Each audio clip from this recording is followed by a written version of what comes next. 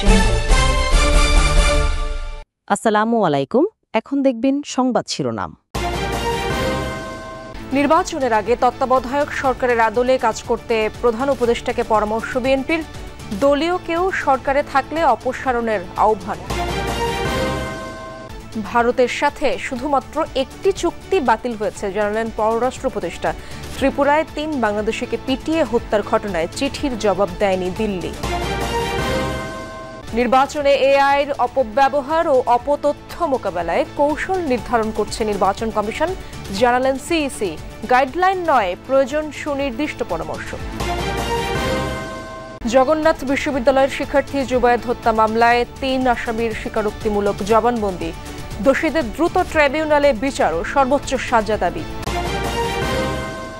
১৫% বাড়ি ভাড়া পাবেন এমপিওভুক্ত শিক্ষক কর্মচারীরা।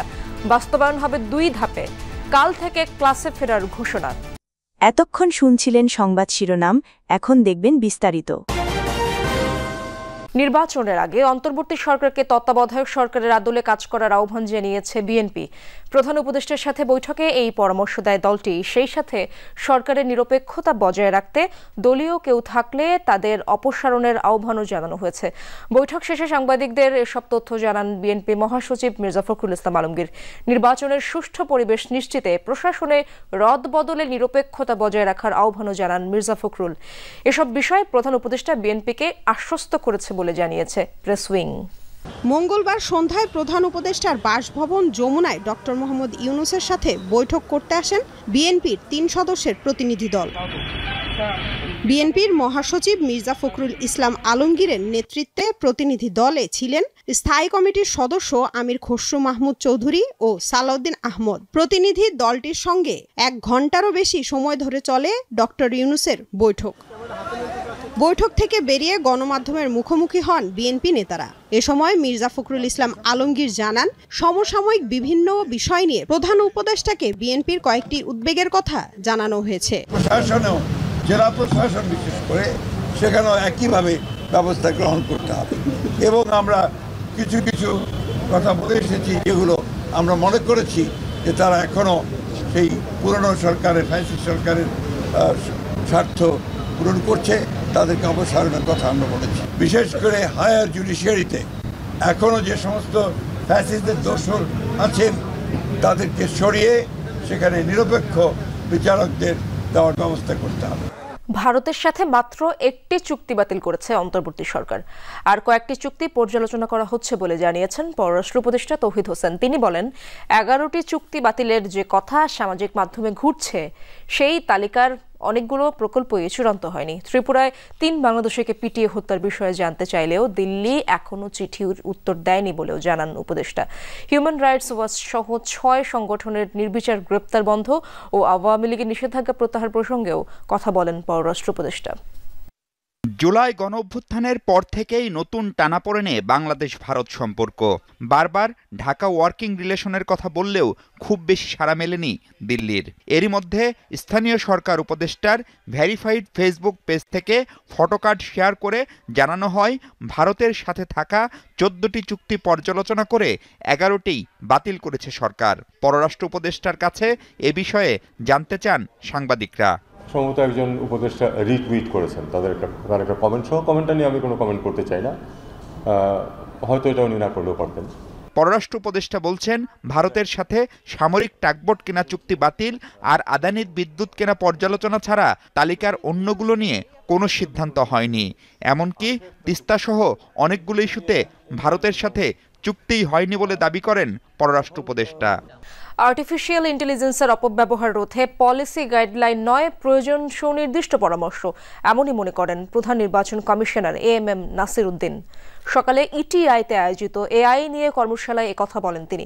সিইসি বলেন, নির্বাচনে এআইয়ের অপব্যবহার ও অপতথ্য মোকাবেলায় কৌশল নির্ধারণ করছে নির্বাচন কমিশন। এই এআই এর অপব্যবহার বৈশ্বিক সমস্যা, এটি রোধে সেল গঠন করা হবে বলে জানান তিনি। নির্বাচনের সময় অপতথ্য রোধ কিভাবে এবং কারা করবে তা নির্ধারণ করা জরুরি বলে উল্লেখ করেন প্রধান নির্বাচন কমিশনার। দুর্গম এলাকায় কিভাবে এটি রোধ করা হবে তারও পরিকল্পনা করতে হবে। কর্মশালায় বিভিন্ন সংস্থা ও প্রতিষ্ঠানের প্রতিনিধিরা অংশ নিয়েছেন। জগন্নাথ বিশ্ববিদ্যালয়ের শিক্ষার্থী জুবায়েদ হোসেন হত্যাকাণ্ডের ঘটনায় স্বীকারোক্তিমূলক জবানবন্দি দিয়েছে অভিযুক্ত বর্ষা, মাহির ও ফারদিন। অভিযুক্ত 3 আসামিকে কারাগারে পাঠিয়েছেন আদালত। পাশাপাশি এই ঘটনায় সহযোগী আরও কেউ ছিল কিনা তা খতিয়ে দেখা হচ্ছে বলে জানিয়েছেন রাষ্ট্রপক্ষের আইনজীবী। এদিকে দোষীদের দ্রুত ট্রাইব্যুনালে বিচার ও সর্বোচ্চ সাজা দাবি করেছে জুবায়েদের পরিবার ও জগন্নাথ বিশ্ববিদ্যালয়ের শিক্ষার্থীরা। জগন্নাথ বিশ্ববিদ্যালয়ের শিক্ষার্থী ও ছাত্রদল নেতা জুবায়েদ হত্যা মামলার 3 আসামিকে মঙ্গলবার বিকেলে চিফ মেট্রোপলিটন ম্যাজিস্ট্রেট আদালতে তোলা হয়। আগে থেকে আদালত প্রাঙ্গণে অবস্থান নিয়ে বিক্ষোভ করে জগন্নাথ বিশ্ববিদ্যালয়ের শিক্ষার্থী ও ছাত্রদলের নেতাকর্মীরা। হত্যাকারীদের সর্বোচ্চ বিচার, মৃত্যুদণ্ড দাবি করেন তারা। আসামিদের গ্রেফতার করায় সন্তোষ প্রকাশ করে দ্রুত ট্রাইব্যুনালে বিচারের দাবি জানায় জুবায়েদের পরিবার। যেহেতু আমার ভাই সে মারা গেছে, আমরা তার বিচার চাই। আমরা এলাকাবাসী সহ সমগ্র দেশের মানুষই খুশি যে তাদেরকে পুলিশ ধরছে। এটা যদি দ্রুত ট্রাইব্যুনাল নিয়ে দ্রুত বিচারটা করতে পারে তাইলে আমরা খুশি আর কি, যে আমরা এই বিচারটা দ্রুত চাই। মেট্রোপলিটন ম্যাজিস্ট্রেট মেহেদী হাসানের আদালতে হাজির করে বর্ষাসহ 3 আসামির জবানবন্দি রেকর্ডের আবেদন করে পুলিশ। আদালতে জুবায়েদ হোসেনের হত্যাকাণ্ডের পরিকল্পনা ও বাস্তবায়নের ব্যাপারে স্বীকারোক্তিমূলক জবানবন্দি দেয় তারা। আন্দোলনের মুখে অবশেষে মূল বেতনের 15% বাড়ি ভাড়া দেয়া হচ্ছে বেসরকারি শিক্ষা প্রতিষ্ঠানের কর্মরত এমপিওভুক্ত শিক্ষক কর্মচারীদের। তবে এই অর্থ 2 ধাপে পাবেন তারা। সন্তুষ্টি জানিয়ে আন্দোলন প্রত্যাহার করেছেন শিক্ষক কর্মচারী নেতারা। বুধবার থেকে ফিরছেন ক্লাসে। শিক্ষা উপদেষ্টা বলেছেন, সরকারের আর্থিক অবস্থা বিবেচনা করে সিদ্ধান্ত নিতে দেরি হয়েছে। বাড়ি ভাড়া, উৎসব ভাতা বৃদ্ধি সহ 3 দফা দাবিতে 10 দিন ধরে আন্দোলন করেছেন এমপিওভুক্ত শিক্ষক কর্মচারীরা। এর মাঝে শিকার হয়েছেন পুলিশি হামলার। তবুও দাবি আদায়ে আন্দোলন থেকে পিছপা হননি তারা।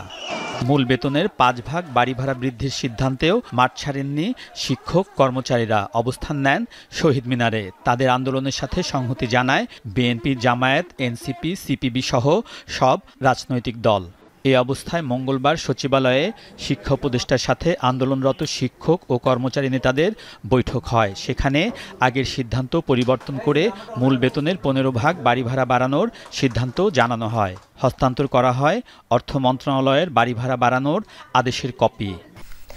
আগুনের ঘটনা আন্তর্জাতিক অঙ্গনে শাহজালাল বিমানবন্দরের ভাবমূর্তিতে প্রভাব ফেলবে না, তবে বন্দরের নিজস্ব ফায়ার স্টেশনের সক্ষমতা বাড়াতে হবে, এমনটাই জানিয়েছেন সিভিল অ্যাভিয়েশনের chairman air vice marshal Mohammad Mostafa Mahmud Siddique. Fire ইউনিটের তাৎক্ষণিক অপারেশন ইম্পোর্ট কার্গো সেকশনের সামনে জমে থাকা মালামালের কারণেই বিঘ্নিত হয়, যার দায় বিমান কর্তৃপক্ষ ও C&F এজেন্টদের বলে জানান মোস্তফা মাহমুদ। ব্যবসায়ীদের হিসাবে এয়ার ফ্রেট ও কার্গো কমপ্লেক্সের অগ্নিকাণ্ডে ব্যবসায়িক ক্ষতি 12,000 কোটি টাকার বেশি।